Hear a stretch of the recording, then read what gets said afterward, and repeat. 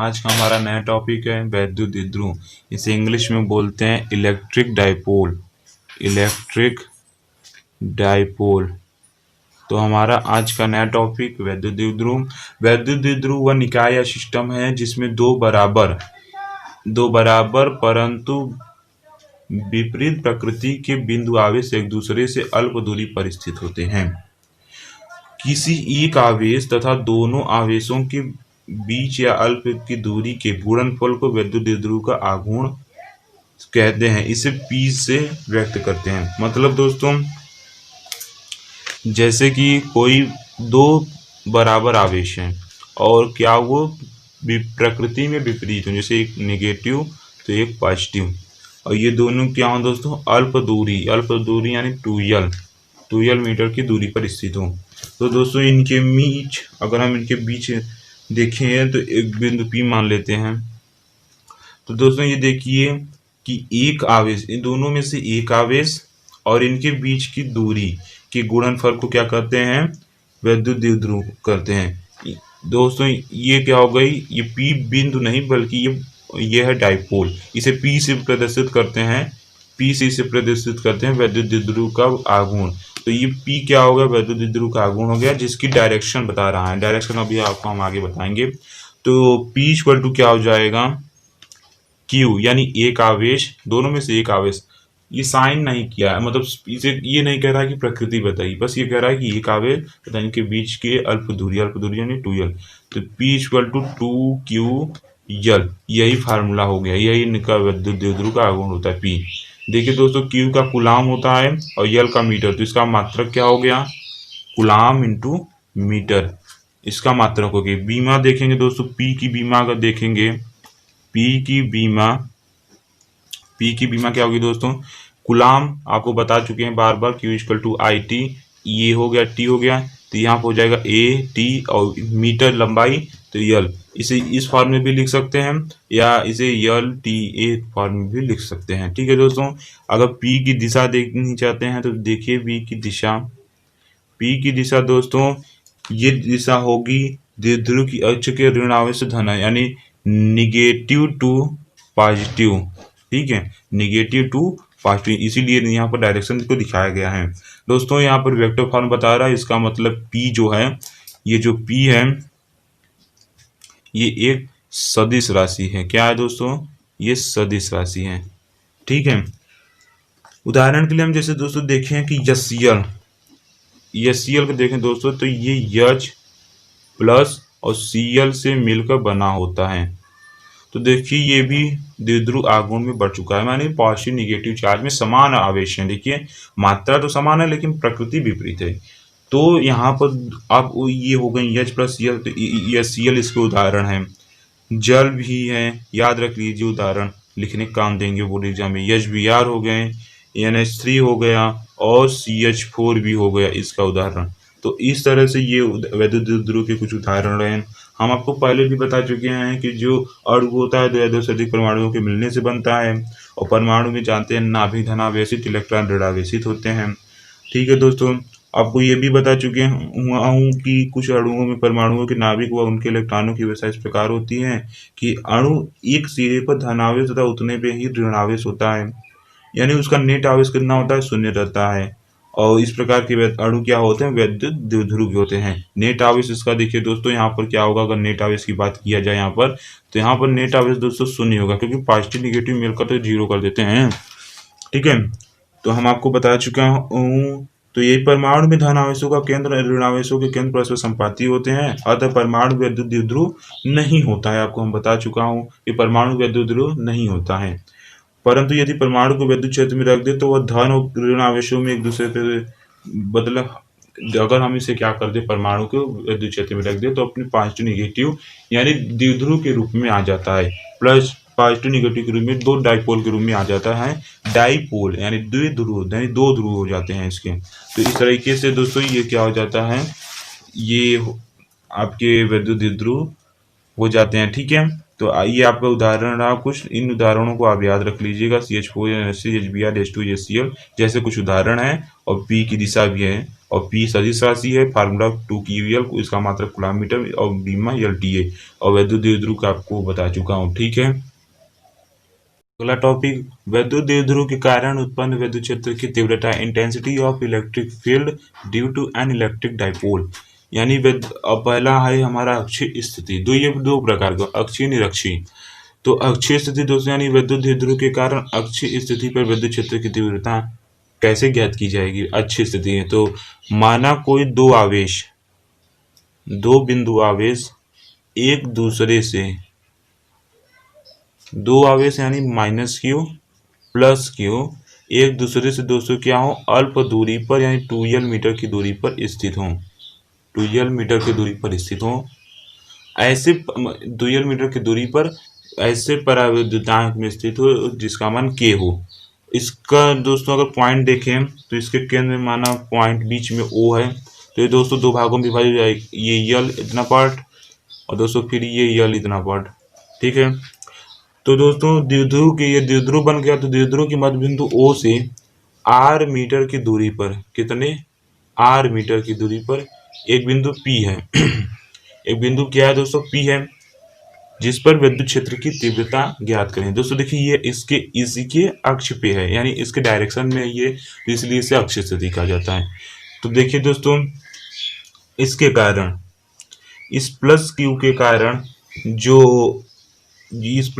कारण जो विद्युत क्षेत्र की तीव्रता है वो होगी पॉजिटिव। तो यहाँ पर ये क्या करेगा, प्रतिकर्षित करेगा पॉजिटिव चार्ज का। ये E1 हो गया माना हमने, और ये E2। ठीक है, ये दोनों ही हो गए। तो हम देखते हैं दोस्तों अगर O से P की दूरी देखें तो यहाँ पर क्या हो जाएगा, ये तो यल है, इतना तो यल है आपका, और ये P है, इतना R है। तो जब यहाँ से इतनी की बात आएगी तो इतने की बात के लिए आपको यहाँ से Q से P के लिए, तो इतने के लिए क्या करना होगा आपको, इस बड़े वाले में से इस छोटे वाले को घटा देना है, तो हमने घटा दिया। और जब यहाँ से बात करनी होगी दोस्तों तो इसके लिए टोटल यहाँ से यहाँ पर क्या करनी होगी दोस्तों, R प्लस L।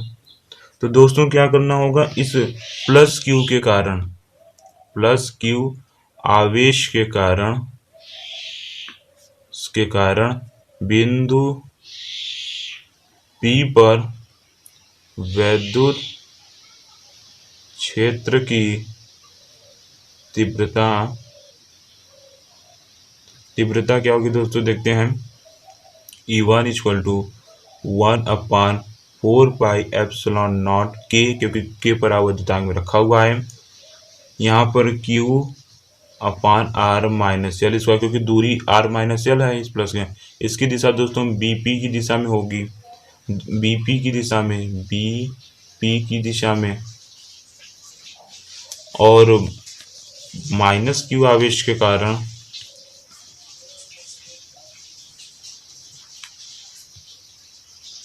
कारण बिंदु P पर विद्युत क्षेत्र की तीव्रता क्या होगी दोस्तों, यहाँ पर तीव्रता E2 = 1/4πε0 k Q/R + L square. ये AP की दिशा में हो जाएगा क्योंकि नेगेटिव है तो अट्रैक्ट करेगा। ठीक है दोस्तों, चूंकि तीव्रताएं E1 हैं और E2 भी हैं, ये दोनों ये एक ही रेखा के अनुदिश हैं, लेकिन दिशाओं में क्या है, भिन्नता, यानी विपरीत दिशाओं में है। चूंकि परिणामी बिंदु P पर हम परिणामी तीव्रता निकालेंगे जो कि E है, तो इनके अंतर के बराबर होगी। तो परिणामी तीव्रता क्या होगी, इनके अंतर के बराबर होगी। तीव्रता E = E1 - E2, क्योंकि दिशाएं विभिन्न है तो इसलिए परिणामी तीव्रता बिंदु P क्या होगी, इनके अंतर के बराबर होगी। और जो दिशा होगी इस परिणामी तीव्रता की क्या होगी, BP की दिशा में होगी, इस वाले दिशा में होगी। यहाँ पर देखिए इसके दिशा में होगी। क्यों होगी, क्योंकि ये जो E1 है E1 is greater then E2। कैसे है दोस्तों? क्योंकि इसमें से कुछ घटेगा, अगर कुछ इसमें से घटेगा तो ये छोटी संख्या हो जाएगी दूरी, और फिर इसे भाग देंगे तो हमारा अंक जो आएगा E1 का जो मान आएगा वो बड़ा होगा। लेकिन अगर कुछ जुड़ जाएगा, जैसे यहाँ पर 5 10 और 5 है तो 5 बचेगा, 5 से भाग देंगे तो बहुत कम ही कटेगा और हमारा E1 ज़्यादा आएगा। अगर यहाँ पर देखिए दोस्तों 10 5 15, तो 15 यानी 15 से भाग देंगे तो और छोटा, यानी E2 का मान छोटा, तो इस तरीके से E1 बड़ा है E2 से, इसलिए इसकी जो परिणामी E की दिशा होगी ये क्या होगी? ये BP की दिशा होगी। किसकी दिशा होगी? BP की दिशा में होगी। याद रखिएगा कैसे होगा, याद रखिएगा, बोर्ड एग्जाम में बहुत इंपॉर्टेंट है। तो देखिए हम क्या करते हैं, यहाँ पर E1 का मान रखते हैं 1/4πε0 क्यू आर माइनस एल का whole square minus 1/4πε0 Q upon R plus L का होल स्क्वायर। तो यहाँ पर देखेंगे क्यू कॉमन हो जाएगा, 4πε0 भी कॉमन हो जाएगा के साथ। यहाँ पर बचेगा 1 r माइनस एल का square minus 1/r plus L का होल स्क्वायर। तो ये क्रॉस प्रोडक्ट, तो Q/4πε0 के आर प्लस एल का square minus R minus L का square upon R minus L का square into R plus L का स्क्वायर। ठीक है, ठीक है, हमारा इतना हो गया। अब इसे हम सॉल्व करेंगे, तो सॉल्व करेंगे वो Q/4πε0 के, इसे अगर whole square A plus B का होल स्क्वायर, आप जानते हैं ए प्लस बी का होल स्क्वायर फार्मूला आपको बता भी दी इसी में, A square plus B square plus 2ab ये फार्मूला होता है। तो यहाँ पर R square plus L square 2RL minus R square plus L square minus 2RL। ठीक है, नीचे ऐसा ही रहेगा, आर प्लस एल का स्क्वायर आर माइनस एल का होल स्क्वायर। मैं इसे बहुत ही विस्तृत में कर रहा हूँ, हालांकि इसलिए कर रहा हूँ क्योंकि आपको समझने के लिए। अगर हम चाहते तो डायरेक्ट भी कर सकते थे, लेकिन आपको समझ में नहीं आता है, इसलिए हम Q/4πε0 के यहाँ पर R square plus L square 2RL, negative sign से अंदर मल्टीप्लाई होगा तो साइन क्या हो जाएगा? चेंज हो जाएगा। तो R square minus L square plus 2RL, ठीक है, अपान आर प्लस एल का square minus R minus L का स्क्वायर हो जाएगा। ठीक है, तो ये पॉजिटिव निगेटिव से देखिए, ये पॉजिटिव निगेटिव से कैंसिल हो जाएगा। कैंसिल क्या हो जाएगा? R square plus L square जो कि है वो निगेटिव वाले माइनस आर डी से कैंसिल, ये प्लस वाला आर स्क्वायर इससे और प्लस एल स्क्वायर इससे माइनस एल स्क्वायर कैंसिल। तो ये पॉइंट जुड़ जाएंगे, तो Q/4πε0 के और ये 2RL के जुड़ जाएंगे तो 4RL upon R plus L का square minus R minus L का स्क्वायर, यही हो जाएगा। तो दोस्तों इसे क्या करेंगे, हम दो भागों में बांटेंगे, मतलब 4RL को।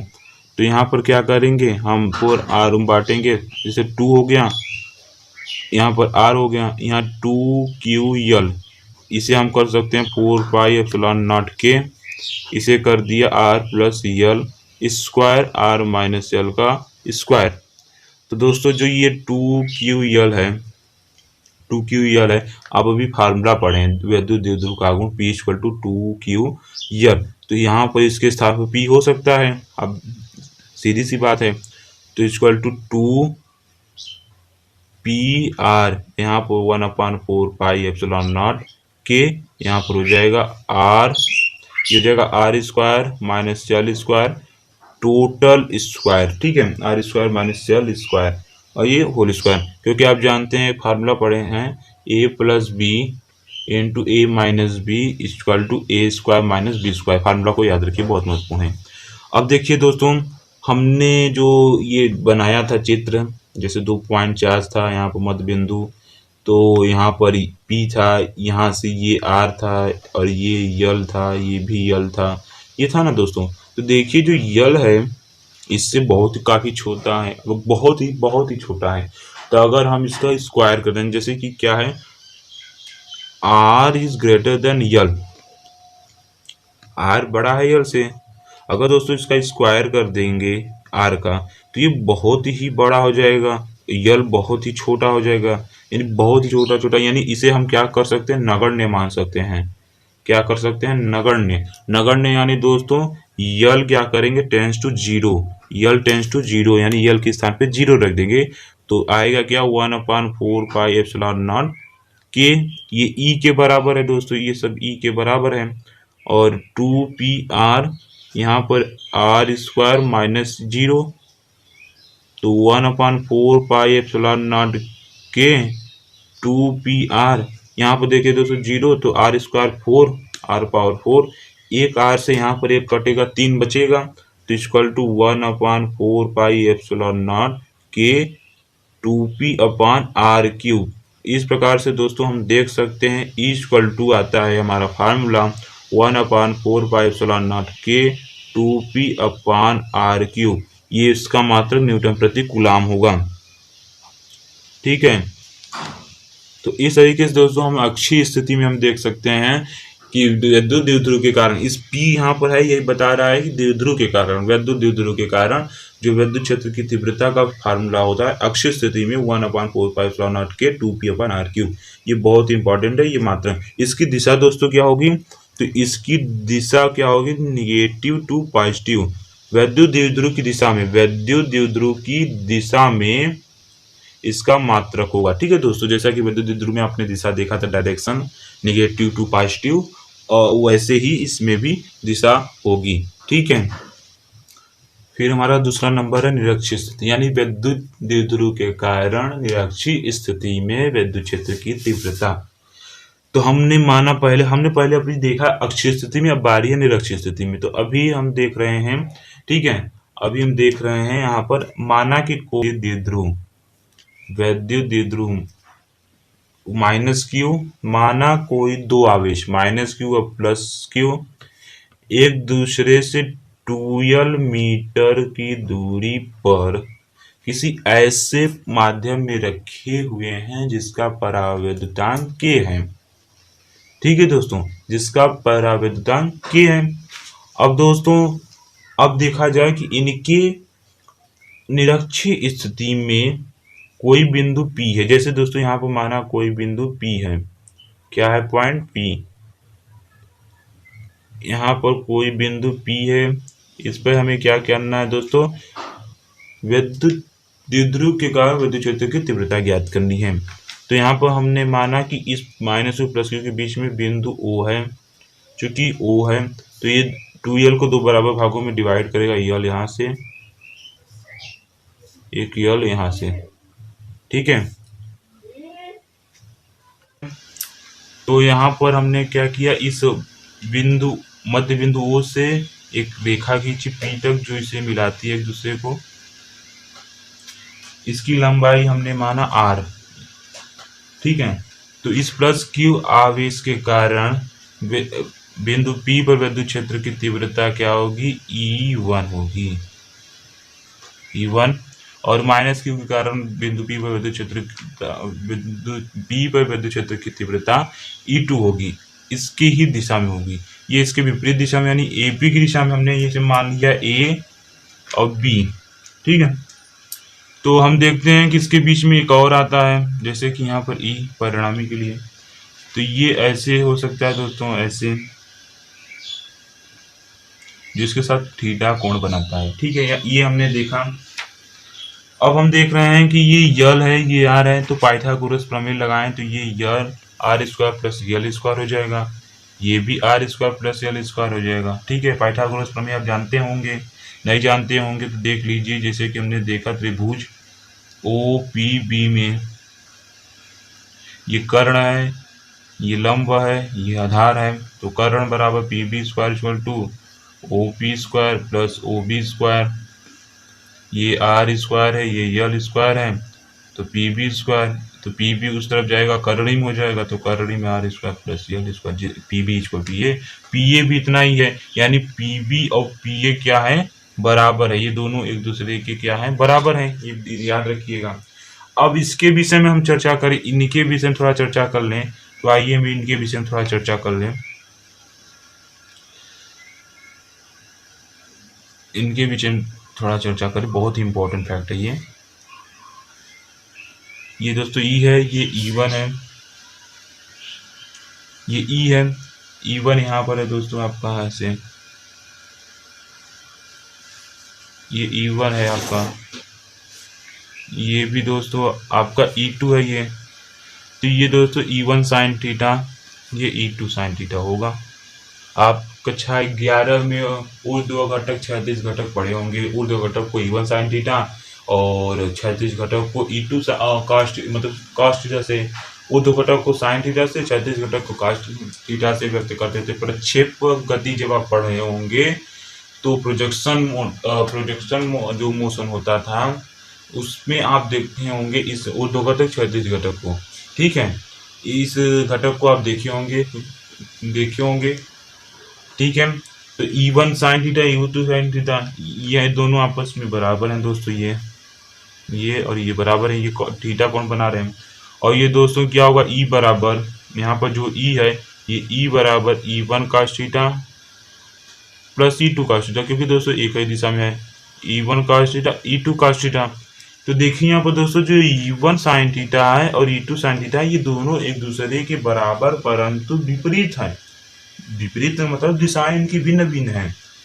तो क्या होंगे दोस्तों, ये AB की जो लंबवत है वो समांतर दो घटकों में वियोजित करने पर E1 और E2 को जो हम वियोजित किए हैं, E1 E2 को AB के लंबवत घटक हैं, इनके लंबवत घटक और समांतर घटक में वियोजित किए हैं।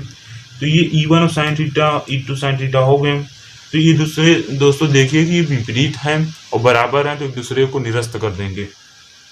तो हमारे पास बचा क्या है, एक समांतर घटक जो कि है E1 cos theta, E2 sin theta, समांतर घटक E बराबर। तो यहाँ पर हम देखेंगे बिंदु P पर परिणामी, पहले तो देखेंगे प्लस Q आवेश के कारण, प्लस Q आवेश के कारण, इस प्लस Q आवेश के कारण इतनी बात आपको याद हो चुकी होगी, समझ में आ चुकी होगी। अब हम देखते हैं कि प्लस Q आवेश का बिंदु P पर के कारण, बिंदु P पर वैद्युत क्षेत्र की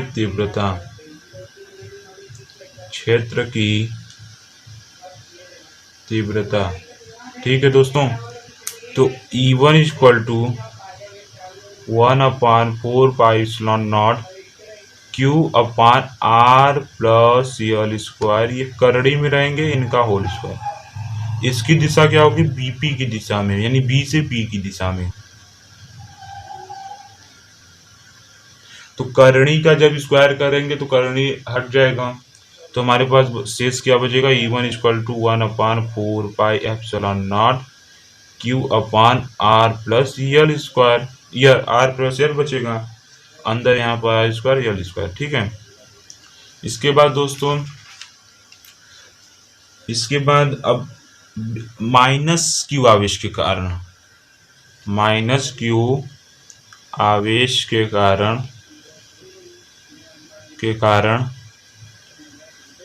P पर वैद्युत क्षेत्र की तीव्रता देखिए। तो ये क्या हो जाएगा, ये हो जाएगा दोस्तों E2 equal to 1/4πε0 K Q/R square plus L square. Direct हमने लिख दिया, करणी नहीं, क्योंकि R स्क्वायर के साथ वो हट जाता है। ये दिशा में होगी, दिशा में, यानी माइनस Q आवेश के कारण जो बिंदु P पर विद्युत क्षेत्र की तीव्रता होगी वो PA की दिशा में होगी, ठीक है।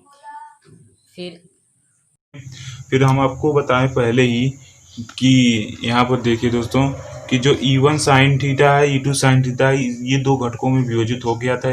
ये तो परिमाण में बराबर लेकिन दिशाओं में भिन्नता होने के कारण एक दूसरे के विपरीत हैं, तो ये एक दूसरे को निरस्त कर देंगे। इसके बाद हमारे पास जो शेष बचेगा परिमाणिक जो विद्युत क्षेत्र तीव्रता है, यानी जो E है वो equal to E1 cos theta plus E2 cos theta होगा, ठीक है दोस्तों। तो इस तरीके से यहाँ पर हम देख सकते हैं कि E1 equal to E1 cos theta plus E2 cos theta, ठीक है दोस्तों। तो तो ये जो ई है ये है परिमाणित तीव्रता, विद्युत क्षेत्र तीव्रता का परिमाण। E equal to E1 cos theta E2 cos theta.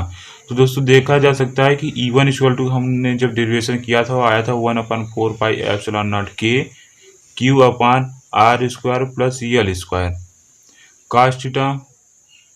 फिर हमने जब यहाँ पर देखिए किया E2 इक्वल टू, जब देखें यहाँ पर दोस्तों E2 रहेगा तो यहाँ पर देखिए E2 का मान कितना आया है 1/4πε0 Q upon R square plus L square into cos theta. ये दोनों क्या है, सेम है, तो ये कॉमन हो जाएंगे दोनों में। तो कॉमन यानी बाहर आ जाएंगे 1/4πε0 के Q upon R square plus L square, और ये ब्रैकेट में बच जाएगा यहाँ पर एक कॉस थीटा, यहाँ पर एक कॉस थीटा, यानी 2 cos थीटा, ये 2 cos थीटा हो जाएगा। ठीक है, फिर हम फिगर से देखते हैं, यहाँ फिगर से देखते हैं, यहाँ पर ये जो थीटा कोण बनाता है कितना, यहाँ पर थीटा कोण बनाता है, तो cos थीटा इक्वल टू आधार बटे कर्ण होता है, आधार ओ बी है, कर्ण क्या है बीपी, बीपी का मान क्या है करोड़ी में R square plus L square. तो यहाँ हम देख सकते हैं, यहाँ हम देख सकते हैं कि चित्र से cos थीटा इक्वल टू आधार बटे कर्ण, आधार ओ बी अपान पी बी, कर्ण ओ बी का मान यल है। ठीक है दोस्तों, और जो हमारा पी बी है वो है करोड़ी में R square plus L square. तो यल करणी का मान 1/2 होता है यानी 1/2, तो R square plus L square 1/2 यहाँ लिख देंगे, हो गया। अब ये जो cos थीटा का मान है यहाँ पर रखेंगे। ठीक है, तो ये हो जाएगा E इक्वल टू 1/4πε0 के Q upon R square plus L square, ये दो इसके साथ हो जाएगा तो 2q हो जाएगा, यहाँ पर हो जाएगा L upon R square plus L square half, यहाँ पर 2q यल हो जाएगा। यहाँ पर देखिए दोस्तों यहाँ एक घात है, यहाँ 1/2 घात है, और जब आधार सेम रहते हैं तो घात आपस में जुड़ जाते हैं, तो ये जुड़ जाएंगे, तो यहाँ पर होगा 1/4πε0 के 2q यल, ये हो जाएगा करड़ी में R square plus L square, ये हो जाएगा दोस्तों। यहाँ पर एक है, यहाँ 1/2, 2 1 क्या 2 1 3/2, तो यहाँ 3/2 हो जाएगा, जुड़ गए। तो देखिए एक चीज आप जानते हैं कि वैद्युत द्विध्रुव का आघूर्ण P इक्वल टू 2q यल होता है, यानी इस 2q की जगह ये P रखा जा सकता है। तो E इक्वल टू 1/4πε0 के P upon R square plus L square 3/2। ठीक है दोस्तों, तो ये देखा जा सकता है। ठीक है, ठीक है, तो यहाँ पर देखिए यदि हम माना कि जो यल है वो बहुत छोटा है आर की तुलना में। ठीक है, तो यदि हम स्क्वायर की बात करें यल स्क्वायर की, तो ये बहुत छोटा हो जाएगा आर स्क्वायर के सापेक्ष, तो यानी ये यल जो होगा आर के सापेक्ष नगण्य हो जाएगा, तो आई एल टेंस टू 0, यानी एल को हम 0 मान सकते हैं। तो ई इक्वल टू 1/4πε0 के, यहाँ पर P अपान आर स्क्वायर 3/2, तो ये 2 से ये 2 क्रॉस, यानी ये जो है ये कैंसिल हो जाएगा, तो हमारे पास फार्मूला बचेगा 1/4πε0 के P अपान आर क्यूब, यही हमारे पास फार्मूला बचेगा। इसका मात्रक होता है न्यूटन प्रति कूलम। तो इसका मतलब निरक्षीय स्थिति पर विद्युत क्षेत्र की तीव्रता द्विध्रुव के कारण 1/4πε0 के P अपान आर क्यूब होता है। ठीक है, अगर हम संबंध देखें, रिलेशन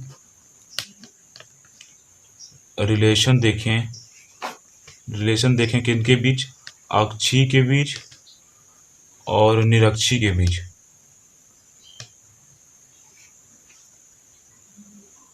ये कंपटीशन के लिए के दायरे से बहुत महत्वपूर्ण है, निरक्षीय के बीच।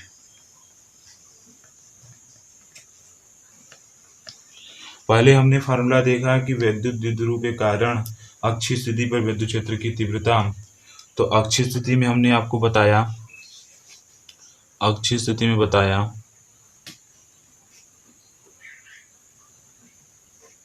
वैद्युत द्विध्रुव के कारण, ठीक है, याद रखिएगा किसके कारण, वैद्युत द्विध्रुव के कारण। यहाँ पर मैं लिख दूं वैद्युत, नहीं तो आप भूल जाएंगे, वैद्युत द्विध्रुव के कारण, वैद्युत द्विध्रुव के कारण ऐसी स्थिति में तो 1/4πε0 के 2p/r³ होता है। और निरक्षीय स्थिति में देखा जाए तो 1/4πε0 के p/r³। यानी दोस्तों देखा जाए अगर यहाँ पर 2 का गुणा कर दिया जाए तो यह भी एक अक्षीय स्थिति हो सकता है। इसका मतलब यहाँ पर संबंध क्या आया कि निरक्षीय स्थिति बराबर अक्षीय स्थिति तब होगा जब यहाँ पर हम क्या करेंगे 2 से मल्टीप्लाई, तो यहाँ पर ये रिलेशन हो जाता है, ठीक है, ये रिलेशन।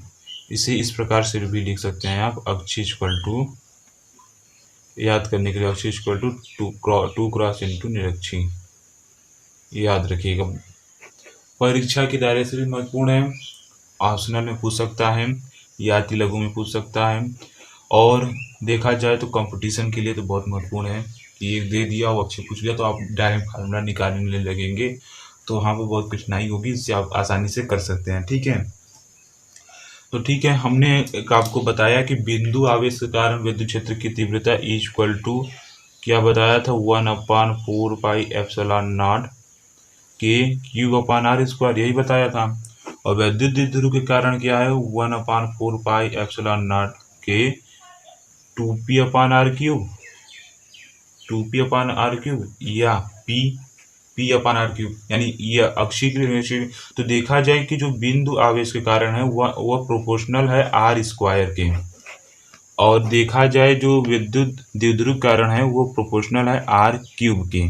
तो इसे याद रखिएगा कि बिंदु आवेश के कारण जो विद्युत क्षेत्र की तीव्रता होती है कि r² के व्युत्क्रमानुपाती होता है, जबकि विद्युत द्विध्रुव के कारण जो विद्युत क्षेत्र की तीव्रता होती है वो r³ के व्युत्क्रमानुपाती होता है, ठीक है। तो ये दोनों आप परीक्षा की दृष्टि से बहुत महत्वपूर्ण हैं और अक्सर ये पूछे जाते हैं और पूछ लिए ही जाते हैं, तो इसे आप याद रखिएगा, ठीक है। अगला टॉपिक हमारा वैद्युत द्विध्रुव के कारण किसी बिंदु पर विद्युत क्षेत्र की तीव्रता। आपके लिए तो वो दोनों ही महत्वपूर्ण थे, वैद्युत द्विध्रुव के कारण अक्षीय स्थिति और निरक्षीय स्थिति पर। ये तीसरा कोई बताता नहीं, लेकिन हम आपको बताते हैं कि एक और पॉइंट होता है वैद्युत द्विध्रुव के कारण विद्युत क्षेत्र की तीव्रता किसी भी पॉइंट पे, मतलब कोई भी पॉइंट हो, वो तो आपको अक्षीय बता दिया, निरक्षीय डायरेक्शन दे दिया, लेकिन यहाँ पर डायरेक्शन नहीं दिया, यहाँ पर किसी भी बिंदु पर। तो किसी भी बिंदु के लिए हम आपको बताते हैं। देखिए हमने पहले माना सर्वप्रथम कि कोई विद्युत द्विध्रुव है, ठीक है, क्या है, वैद्युत द्विध्रुव, जो कि -q और +q आवेश उसके दोनों एकक सिरे पर हैं, और दोनों आवेश जो हैं एक दूसरे से अल्प दूरी 2l की दूरी पर हैं, ठीक है। इनका जो डायरेक्शन होगा वो नेगेटिव टू पॉजिटिव होगा, तो ये यहाँ पर होगा, ठीक है, इस साइड होगा। तो इसके मध्य जो ये वैद्युत द्विध्रुव है, तो इसके मध्य बिंदु हमने सपोज किया यहाँ पर है, मध्य बिंदु O माना, यहाँ O से काफ़ी दूर, बहुत दूर, काफ़ी दूर, यानी कितने, लगभग R, हमने R माना, काफ़ी दूर R, एक बिंदु क्या है, P है। इसी पर हमें विद्युत क्षेत्र की तीव्रता ज्ञात करनी है, ठीक है। तो इसके मध्य बिंदु O से हमने काफ़ी दूर देख लिया, बिंदु P है, इस पर विद्युत क्षेत्र की तीव्रता ज्ञात करनी है। अब हमने देखा जो P है तो ये एक सदिश राशि, हमने पहले आपको बता दिया कि वे जो विद्युत द्विध्रुव है वो एक सदिश राशि है, विद्युत द्विध्रुवागुण तो सदिश राशि है। तो जो सदिश राशि है P क्या है, एक सदिश राशि है। तो सदिश राशि है तो इसका मतलब ये दो घटकों में वियोजित होगा। आपने प्रक्षेप्य गति पढ़ा होगा तो उसमें बताया जाता है ऊर्ध्वगति साइन थीटा में, और क्षैतिज जो घटक है वो कॉस थीटा के रूप में निरूपित किए जाते हैं। तो अगर हम इसके दो घटक माने तो पहला घटक हो सकता है P कॉस थीटा और दूसरा हो सकता है P साइन थीटा, ठीक है, इसके ये घटक हैं। तो यहाँ पर हमने माना ये विद्युत ध्रुव है, तो इसके ही दिशा में हमने माना, इसके ही दिशा में माना ये क्या है, P cos थीटा है। ये क्या है, P cos थीटा वाला द्विध्रुव है। तो ये क्या है, OP के ही अनुदिश है, यानी OP के दिशा में। तो एक दूसरा होगा इसके लंबवत, तो लंबवत हमने माना ये है,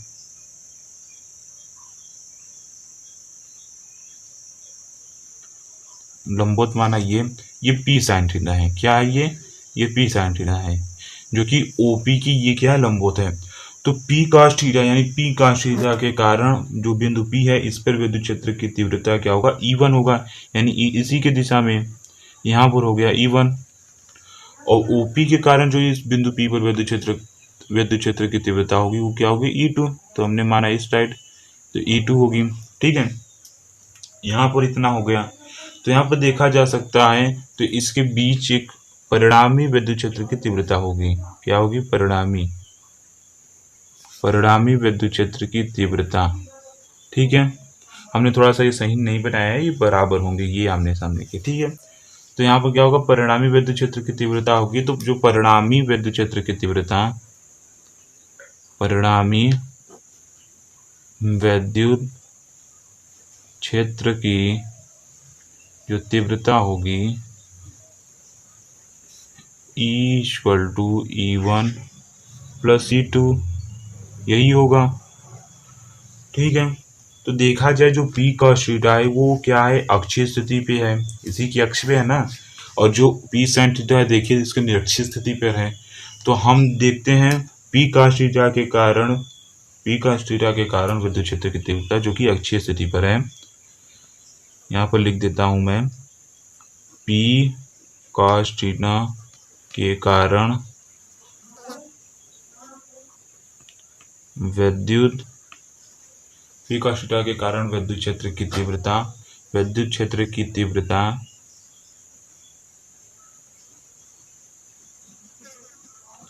जो कि क्या है, जो कि अक्षीय स्थिति पर है।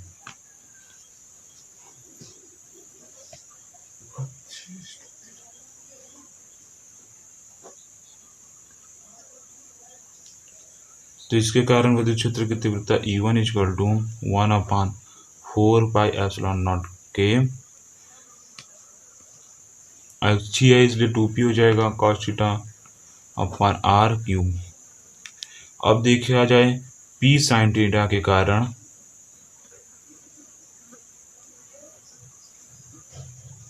विद्युत क्षेत्र की तीव्रता जो कि क्या है, निरक्षीय स्थिति पर है।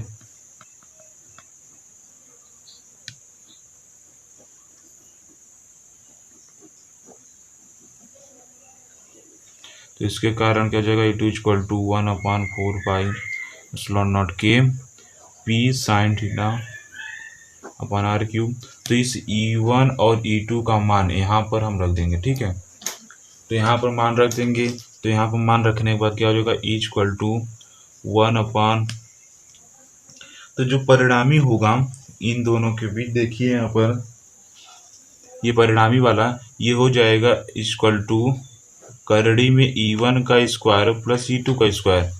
कैसे हो गया, क्योंकि इसे एक सपोज किया है कण की तरह। तो ये जी यहाँ पर देखिए जो ये इतना है, ये E2 है तो ये भी E2 होगा। तो यहाँ पर ये क्या हो गया, लंब आधार, ये कण इक्वल टू लंब का स्क्वायर प्लस आधार का स्क्वायर। तो करड़ी में E1 square plus E2 square, क्योंकि लंब कण बराबर डायरेक्ट, तो कण बराबर E1 square plus E2 square. तो यहाँ पर ये हो गया। ठीक है, करणी के साथ यहाँ पर थोड़ा सा ये इक्वल रहेंगे, ये दोनों इक्वल, थोड़ा सा यहाँ तक होना चाहिए था, यहाँ तक, जो मतलब यहाँ पर देखिए एकदम सीधा। ठीक है, हमने थोड़ा सा गड़बड़ कर दिया, कोई बात नहीं, तो यहाँ पर लिखी ठीक है। ठीक है, तो यहाँ पर हम मान रखेंगे इसका मान रखेंगे, तो ई करड़ी में हो जाएगा E1 का मान 4πε0 के 2p cos theta upon r³ इसका क्या हो, इसका square plus P sine theta, यहाँ 1/4 पाई रहेगा, P sine theta upon R cube, इसका भी होल स्क्वायर। ठीक है, होल स्क्वायर हो जाएगा। तो देखिए होल स्क्वायर हो जाएगा, तो यहाँ से क्या करेंगे हम, जो ये पी स्क्वायर हो जाएगा बाहर आएगा। पहले देखिए कि 1/4 पाई के ये होल स्क्वायर हो जाएगा, यहाँ से आएगा ये भी होल स्क्वायर हो जाएगा, दोनों से कॉमन है तो ये बाहर आ जाएगा एक बार। और इसके बाद देखिए यहाँ पी स्क्वायर, यहाँ भी पी स्क्वायर, तो पी स्क्वायर कॉमन आ जाएगा, तो पी स्क्वायर का जो वर्गमूल होगा पी हो जाएगा। आर क्यूब स्क्वायर दोनों में, तो आर क्यूब का स्क्वायर का वर्गमूल आर क्यूब हो जाएगा। तो यहाँ पर सीधी सी बात करें तो बाहर सभी आ जाएंगे 1/4 पाई के 2p/r³। अंदर बचेगा 4 cos square theta plus sine square theta. ठीक है, तो यहाँ पर हो जाएगा E = 1/4 पाई के p/r³। यहाँ बात करें अगर हम यहाँ पर cos स्क्वायर थीटा इसको एक दे दें तो यहाँ बचेगा 3 cos स्क्वायर थीटा, यहाँ पर बचेगा cos square theta plus sine square theta. ठीक है, तो जो मैथमेटिक्स के छात्र होंगे वो इतनी बात जानते होंगे कि cos square theta plus sine square theta equal to क्या होता है, 1 होता है। ठीक है, तो इसके स्थान पे 1 रख देंगे, तो 1/4 के p/r³, यहाँ पर हो जाएगा 1 + 3 cos स्क्वायर थीटा। यही होगा डेरिवेशन। ठीक है, तो इसका मतलब विद्युत द्विध्रुव के कारण किसी भी बिंदु पर विद्युत क्षेत्र की तीव्रता यही होगा, 1/4 के p/r³ का रीडिंग 1 + 3 cos स्क्वायर थीटा। ठीक है, अब देखा जाए, अगर हमने फिगर आपको बताया, फिगर यही बताया था आपको, एक बार देख ले फिगर यही बताया था, जैसे कि ये विद्युत द्विध्रुव हो गया था -q, यहाँ पर दिशा बता दी गई थी। ठीक है, उसके बाद यहाँ मध्य बिंदु से क्या हुआ था, एक p, यहाँ p था, यहाँ पर क्या था, E1 था, यहाँ पर E2 था, ये परिणामी था। ठीक है, तो ये फाई कोण बनाता है, अगर इसके OP के साथ, इस OP के साथ अगर फाई कोण बनाता है तो क्या होगा। तो यहाँ पर देखिए, अगर फाई कोण बनाता है तो परिणामी क्षेत्र लिख दे रहा हूँ, परिणामी विद्युत क्षेत्र E की दिशा ठीक है, एक समान वाम विद्युत क्षेत्र में रखे विद्युत द्विध्रुव पर लगने वाले बल युग्म का आघूर्ण, moment of couple on an electric dipole placed in an external uniform electric field. मतलब एक समान विद्युत क्षेत्र रहे और उसमें क्या रखा जाए, विद्युत द्विध्रुव रखा जाए। तो विद्युत द्विध्रुव पर जो बल युग्म कार्य करता है तो उस बल युग्म का आघूर्ण क्या होगा। तो हमने जैसे यहाँ पर देखिए एक समान विद्युत क्षेत्र बनाया हुआ है। ठीक है, एक समान विद्युत क्षेत्र यहाँ पर देखिए बनाया हुआ है और इसमें एक विद्युत द्विध्रुव रखा है। तो एक विद्युत द्विध्रुव रखे हुए हैं, तो विद्युत द्विध्रुव देखिए -q आवेश है, ये +q आवेश है। ठीक है, तो जो ये आवेश हैं तो इनके बीच की जो अल्प दूरी होती है कितनी होगी, इनके बीच की अल्प दूरी 2l होगी, 2l होगी। तो ये जो है यहाँ पर एक फोर्स काम करेगा, यहाँ पर एक ऐसे फोर्स काम करेगा और यहाँ पर एक ऐसे फोर्स काम करेगा, यानी ये फोर्स इधर खींचेगा, ये फोर्स उधर खींचेगा। ठीक, तो यहाँ पर देखते हैं हम,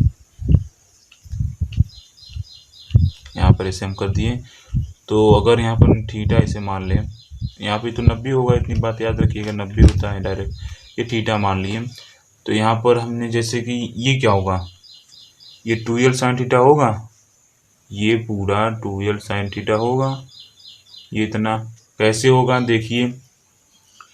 तो अगर हम देखें साइन थीटा, तो इसे हमने लंब माना, लंब, तो लंब अपान कर्ण होता है, तो साइन थीटा बराबर लंब अपान कर्ण कितना है 2l, तो लंब बराबर क्या हो जाएगा 2l sin थीटा। यहाँ पर देखिए ये 2l sin थीटा है, ठीक है। तो ये क्या होता है कि एक समान अगर ये विद्युत जो क्षेत्र है, तो इस वैद्युत द्विध्रुव को इस क्षेत्र में रखें और वैद्युत द्विध्रुव पर एक बलयुग्म कार्य करने लगता है। यह बलयुग्म जो ये एक बल इधर लग रहा है, एक बल इधर, यानी दो बल लग रहा है, इसलिए इसे युग्म बोल रहे हैं। तो क्या लग रहा है बल, तो इसलिए इसे बलयुग्म बोल रहे हैं। तो ये जो दो बलयुग्म क्या करते हैं, बलयुग्म वैद्युत द्विध्रुव को वैद्युत क्षेत्र, जैसे कि यहाँ पर ये ऐसे है, तो इस वैद्युत द्विध्रुव को वैद्युत क्षेत्र की दिशा में संरेखित करने का प्रयत्न करते हैं। संरेखित तो उसी दिशा में इसे मोड़ना चाहते हैं। तो यहाँ पर पूछ लिया जाता है कि प्रत्यानयन बल किसे कहते हैं। तो यदि ये बल युग्म वैद्युत द्विध्रुव को एक समान वैद्युत क्षेत्र में रखें, वैद्युत द्विध्रुव को एक दिशा में संरेखित करने का प्रयत्न करते हैं, तो इस बल युग्म को प्रत्यानयन बल युग्म कहते हैं। ठीक है, याद रखिएगा। रिस्टोरिंग कपल है, मैं लिख दे रहा हूं प्रत्यानयन बल युग्म, ठीक है, याद रखिएगा। प्रत्यानयन बल युग्म इंग्लिश में बोलते हैं रिस्टोरिंग कपल, ठीक है, कपल को बल युग्म बोलते हैं। तो यहाँ पर इसे ही, यानी जो वैद्युत द्विध्रुव है वैद्युत क्षेत्र में, एक समान वैद्युत क्षेत्र में रखा हुआ है, तो ये बल युग्म इसे क्या करता है, इसे दिशा में संरेखित करने का प्रयत्न करता है। तो इस प्रकार के बल युग्म प्रत्यानयन बल युग्म कहते हैं। तो प्रत्यानयन बल युग्म का आघूर्ण, प्रत्यानयन बल युग्म का आघूर्ण टो बराबर, इसे टो पढ़ते हैं, टो बराबर क्या होता है, एक बल, यानी इन दोनों में से कोई एक बल गुणे दोनों बलों के बीच, क्या, दोनों बलों की क्रिया रेखाओं के बीच की लंबवत दूरी, ठीक है।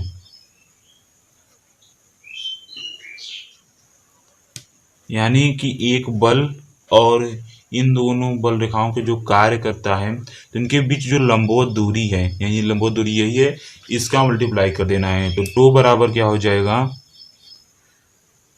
एफ, ये तो बल हो गया, इनके बीच कार्य क्या कर रहा है, 2l sin थीटा। तो 2l sin थीटा यहाँ पर लिख देंगे 2l sin थीटा। आप एक बात जानते होंगे कि E बराबर एफ अपान क्यू होता है, तो एफ बराबर क्यू ई हो जाएगा। यहाँ पर एफ की जगह यही एफ बराबर लिख देंगे। तो 2 इक्वल टू क्या हो जाएगा, Q E into 2l sine theta. 2 equal to 2 Q L एक साथ में आ जाएगा और बचेगा ई साइन थीटा, ठीक है।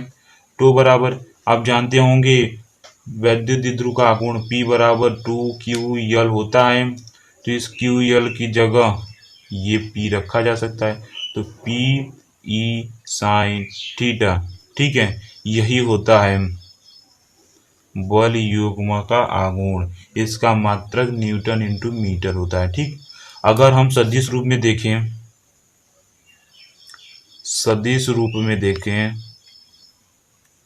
क्या होगा, tau vector equal to P cross E, ये गुणा नहीं बल्कि क्रॉस है, क्रॉस प्रोडक्ट। सदिश के लिए क्रॉस प्रोडक्ट होता है, अदिश के लिए डॉट प्रोडक्ट होता है। तो आप पढ़े होंगे कि A cross B equal to AB sine theta, A dot B equal to AB cos theta. तो यहाँ पर साइन थीटा था इसलिए क्रॉस लगा, और इसलिए ये क्या है, एक सदिश राशि है।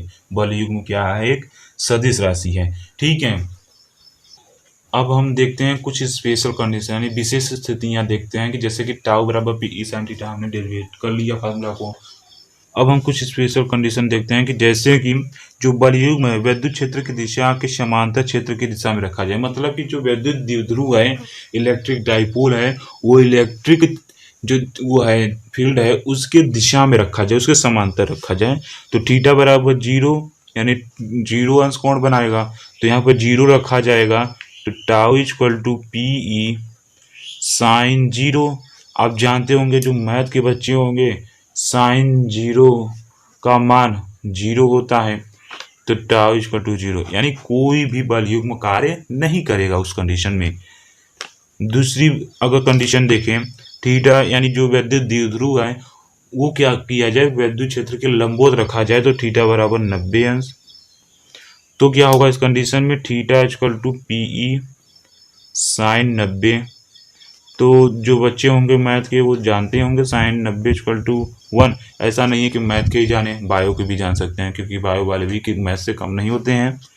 तो यहाँ पर देखिए टाउ मैक्स इक्वल टू हो जाएगा पीई। सर नमस्कार। ठीक है, क्योंकि जो यहाँ पर 90 है तो एक होता है और पीई है, यानी अधिकतम बलयुग्म में इसी में लगेगा, टाउ मैक्स। ठीक है, याद रखिएगा अधिकतम बलयुग्म कब लगेगा, जब वैद्युत द्विध्रुव वैद्युत क्षेत्र के लंबवत रखा जाए। अब एक लास्ट कंडीशन बन सकती है कि यदि थीटा इक्वल टू क्या हो 180 अंश, अर्थात जो वैद्युत द्विध्रुव हो वैद्युत क्षेत्र के समांतर वो भी विपरीत दिशा में रखा जाए। ठीक है, वैद्युत क्षेत्र के समांतर तो 0 अंश, लंबवत 90 अंश, लेकिन अगर समांतर रखा जाए वो भी विपरीत दिशा में तो 180 अंश। तब क्या होगा, तब यहाँ पर tau equal to PE sine 180 अंश। तो साइन 180 अंश का मान आप लोग जानते होंगे,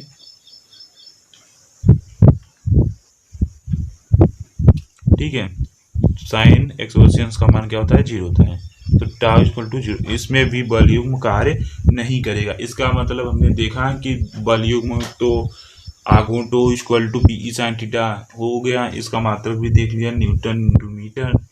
बीमा आप निकाल ही सकते हैं, अगर कहिए तो बीमा निकाल देते हैं हम, तो निकाल दे ही देते हैं। बलयुग्म का आघूर्ण, बलयुग्म का आघूर्ण क्या है, टो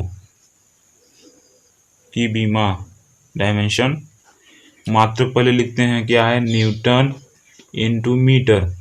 न्यूटन की बीमा क्या होती है, यम यल टी पावर -2, और मीटर की यल तो ये हो जाएगी M L square T power -2। ठीक है, यही इसकी बीमा हो जाएगी। याद रखिएगा, बीमा निकालना आपको हमने पिछले वीडियो में अच्छी तरीके से बताया भी है, कक्षा 11 नहीं बल्कि कक्षा 12 में ही। तो ये हो गया बीमा, ये हो गया मात्रक, ये हो गया फार्मूला, ये हो गए कुछ कंडीशन, जैसे कि वैद्युत द्विध्रुव इसके समांतर रखा जाए तो 0 अंश बनेगा, किसके, वैद्युत क्षेत्र के, तो इसमें बलयुग्म कार्य नहीं करेगा। लंबवत रखा जाए वैद्युत द्विध्रुव वैद्युत क्षेत्र के तो अधिकतम बलयुग्म कार्य करेगा। यदि वैद्युत द्विध्रुव वैद्युत क्षेत्र के समांतर वो विपरीत दिशा में रखा जाए तो उस कंडीशन में भी कोई बलयुग्म कार्य नहीं करेगा।